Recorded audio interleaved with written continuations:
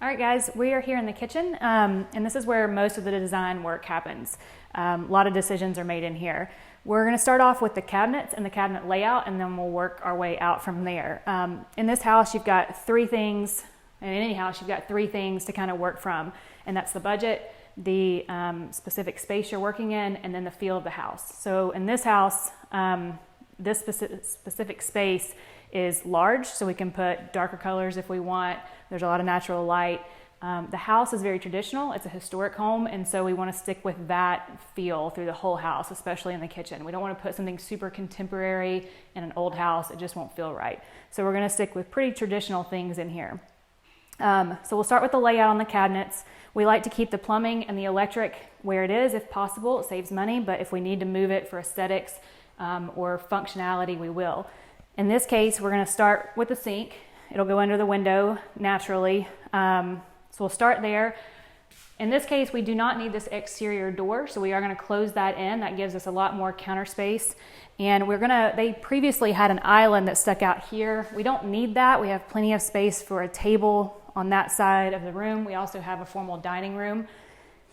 Islands are expensive. It's a lot of countertop. You have to add a bar top to it to sit at, so it adds a lot of expense. We only do them if we really have to for the space. So we'll get rid of that, and we'll run our cabinets down, hopefully an equal distance on each side. That's more aesthetically pleasing to have it equal. If you can't because of space, we'll cut it a little short, but ideally you'd like for it to be even around the sink if you can. So we'll start with the sink here. Your next would be your dishwasher. It needs to go to the left or right of the sink. In this case, because we have an entryway from behind you there, it's probably ideal for the dishwasher to open on the right-hand side of the sink so that since this is a walkway, your dishwasher isn't constantly open. If that's not an option, if something else needs to go on the right, it's fine for it to go on the left in this situation, but we're gonna put it on the right here. So then we've got our range and our microwave and our refrigerator left. The refrigerator is a big deal. It's huge, it's big, it sticks out, and it blocks a room, and that's what we don't want it to do. So in this case, you've got an entry door here and an entry door here. So we don't want to put the fridge on the end here, because when you walk in the door, it's the first thing you'll see. It'll block the whole kitchen. It's not aesthetically pleasing. You don't want to put it inside the other entry door for the same reason. You don't want to walk in and immediately see a massive fridge, not to mention the doors opening will get in the way of the walkway. So ideally, we'd like to put it here in the middle if we can. We also don't want to put it against a wall if you can help it. Doors don't open all the way when they're against a wall. If you have to, you have to. You leave a few inches, but ideally you put it in the middle here. So in this scenario, we're going to work up our ideal situation, which is the fridge in the middle.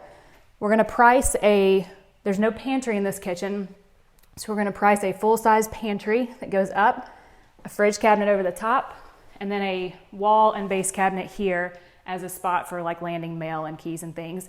And then over here, you've got the dishwasher, the sink, and then we'll add our range in just to the left here with cabinets on both sides. So that should be a good layout. If that works within our budget when we get our quote, we'll leave it at that. If it doesn't, we'll start rearranging and start taking out bigger pieces that aren't necessary, like the pantry, we'll move the fridge, things like that. So we'll work backwards to get in our budget. As far as the other things in here, we'll probably go with a white cabinet. It's a very traditional look. It goes with the farmhouse look.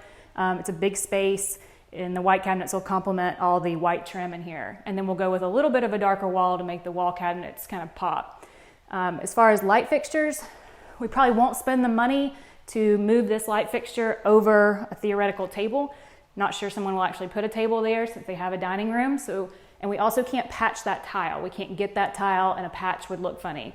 If we had to, we would, but in this case, we won't. We'll just put two matching semi-flush mount type lights, and this will just kind of flow and be nice and clean.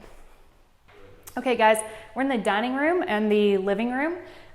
In here, we prioritize our dollars in the kitchens and baths. So in these spaces, it'll be minimal. We'll just do kind of what we have to do and not spend a ton of money in these bigger living spaces. But in here, got a nice dining room. We can paint this a fun color if you want. It's a small space. It's got a divide between here and the living room, so you don't have to carry the color all the way through the house.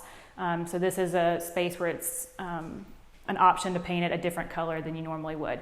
We'll just put a chandelier in here, something simple, nothing crazy, and we'll refinish the floors. And then I think Sam talked a little bit about skim coating the ceilings to cover up those cracks. In the living room, again, same thing, mostly paint. There is no fixture in here. We probably will not add one, but there's plenty of options for natural light and lamps.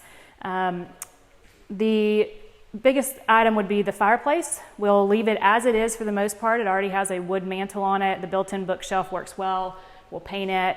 We may paint the fireplace a fun color if we do light colors on the walls, or we may just paint it white. We'll clean up the inside so it looks really good.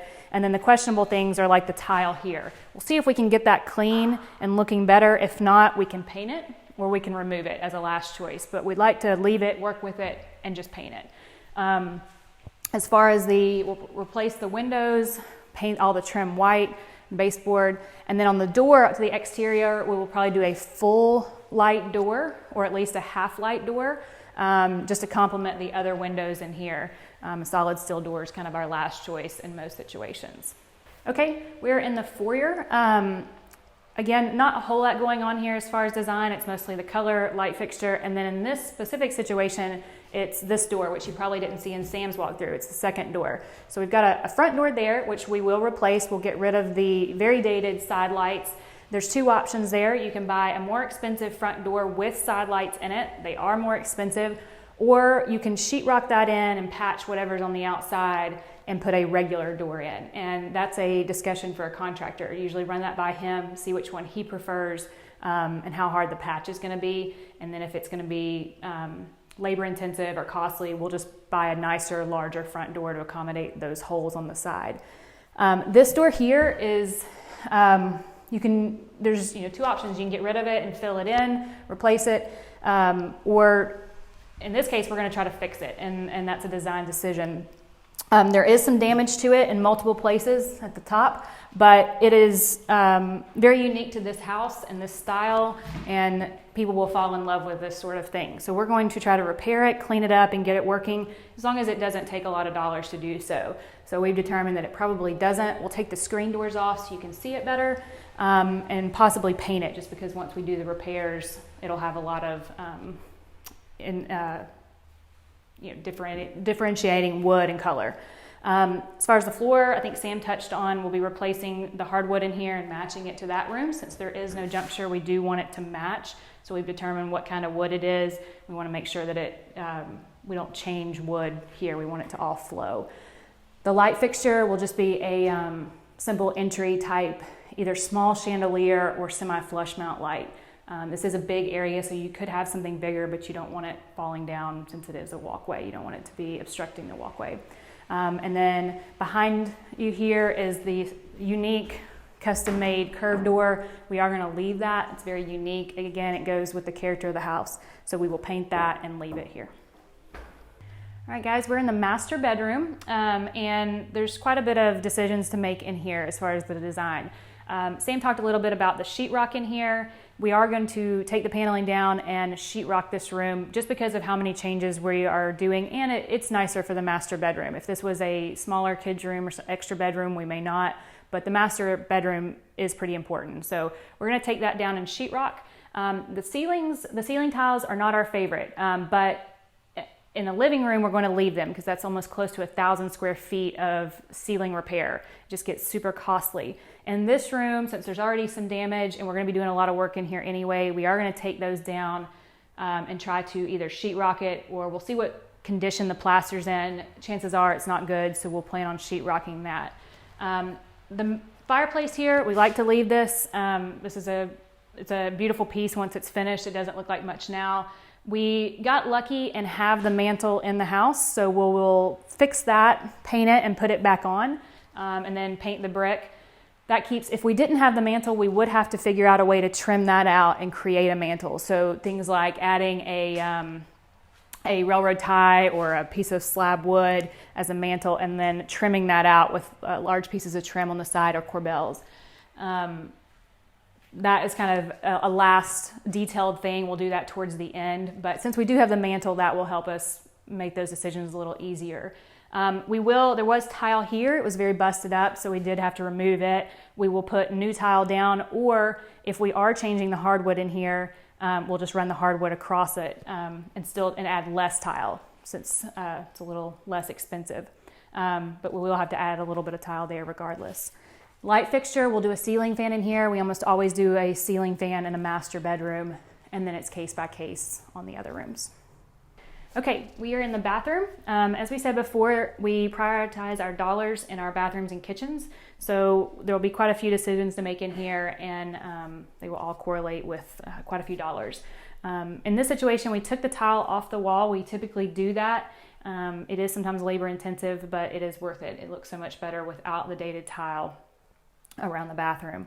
As far as the layout in here, this is pretty simple. We're not going to change anything. It's a fine layout the way it is. Shower behind the door, toilet in its own space, and then a big area for a vanity. So because you don't have any restrictions other than the door swing, you can install a little bit bigger vanity than we normally do. The door swing would be the important part. If that becomes a huge problem, you could switch the door swing and make it swing into the vanity. It's not ideal, but if you wanted a bigger vanity in here, you could do that. In this case, we'll probably go with a 36 to a 42. Mirror, accessory set, faucet, new toilet, shower surround, shower faucet. And we would carry whatever finish as far as the hardware that's in the rest of the house, of course, into the bathroom. So if you do oil rub bronze, you'd want to do the same in here for all the fixtures. And then we'll do tile on the floor. We try to keep the tile in the bathroom pretty simple, nothing super flashy, very neutral. You don't really notice it, but it looks nice and clean. As far as the fixtures, there is no vanity light currently. We will add one of those. That's important. So we'll add one there. We'll turn this into a vent fan. And then any other fixtures we would replace with a dome light if there are any others.